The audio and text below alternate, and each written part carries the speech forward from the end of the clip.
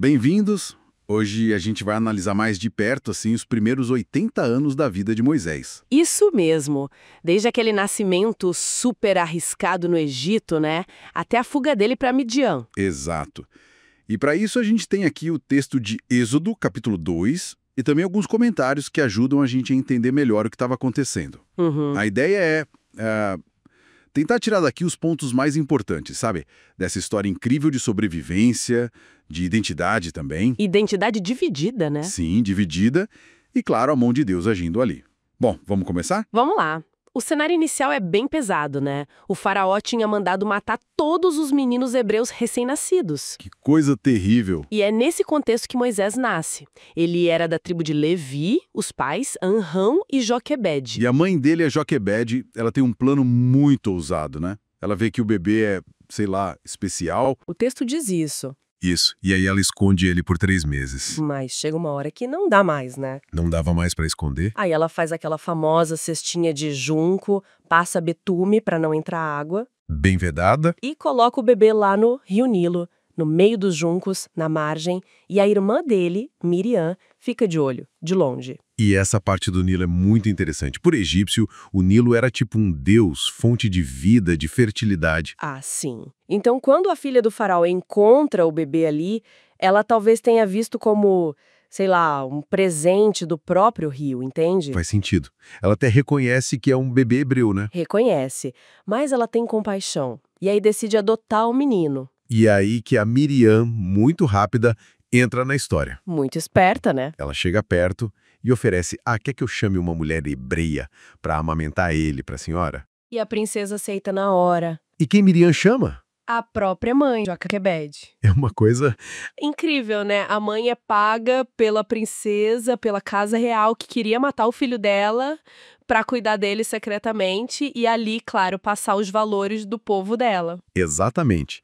E essa criação inicial parece que foi fundamental. Muito. Alguns comentaristas falam que ela cuidou dele não só bebezinho, mas talvez até uns 12 anos. Nossa, bastante tempo. Sim, e os valores, a identidade hebraica que ela passou para ele, isso vai ser decisivo lá na frente, quando ele escolhe ficar do lado do povo dele, em vez de ser chamado filho da filha do faraó. Essa identidade dupla vai ser uma marca na vida dele, né?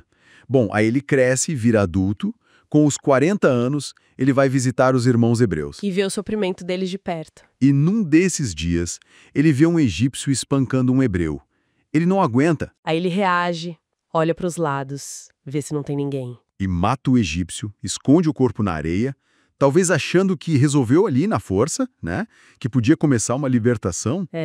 Mostra um senso de justiça forte, mas também uma impulsividade, né? Agir no calor do momento. Só que no dia seguinte, o plano dele meio que desanda. Pois é. Ele tenta apartar uma briga entre dois hebreus e um deles joga na cara dele: quem te colocou como líder e juiz sobre nós vai me matar como você matou o egípcio ontem. Nossa, que direta! Exato. Aí Moisés percebe, descobriram, e ele fica com medo. A rejeição veio justamente do povo que ele queria defender. E a notícia chega no faraó, claro. Chega. E o faraó manda matar Moisés.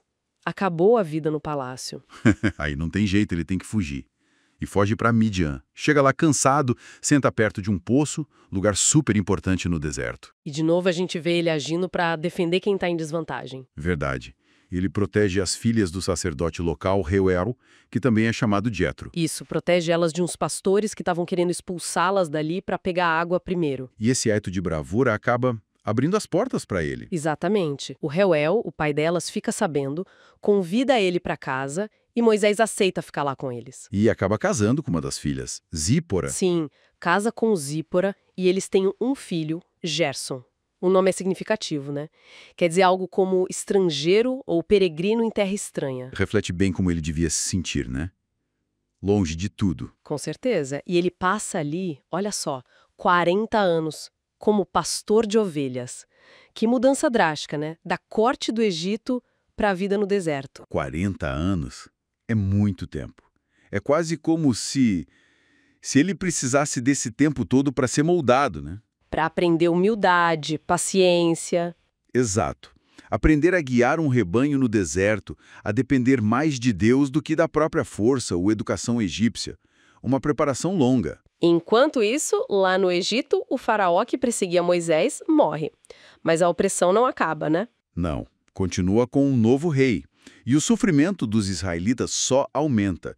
E eles começam a clamar a Deus. E aí que o capítulo 2 termina, de um jeito bem forte, preparando o que vem depois. Sim, os últimos versos são poderosos. Diz que Deus ouviu o gemido deles e lembrou-se da sua aliança com Abraão, Isaque e Jacó. Aquela promessa antiga, né? A promessa de um povo, de uma terra. Isso. E termina dizendo: Deus olhou para os israelitas e atentou para a condição deles. O clamor do povo e a fidelidade de Deus se encontram ali. A hora da intervenção está chegando. Então, recapitulando um pouco. A gente viu um nascimento quase impossível, né? Uma identidade dividida entre Egito e Israel, um ato de justiça meio precipitado que leva ao exílio. E esses 40 longos anos no deserto, de aparente silêncio, né? Mas que eram de preparação. Exato. É interessante pensar nisso, que um comentário até aponta. Moisés tinha tudo, né? Força, a melhor educação egípcia, senso de justiça. Parecia pronto. Parecia pronto para os nossos padrões, talvez. Mas talvez Deus visse que faltava algo. Aquela humildade, aquela dependência total nele que só o deserto poderia ensinar.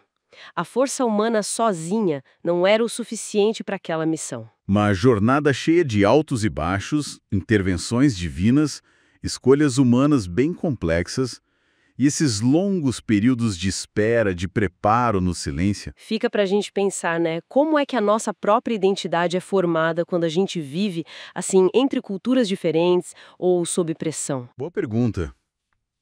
E também o que esses períodos de deserto nas nossas vidas, sabe? Aqueles tempos de espera, de aparente inatividade, podem nos ensinar sobre o nosso propósito, sobre o preparo necessário e sobre o tempo de Deus, que nem sempre é o nosso tempo, né?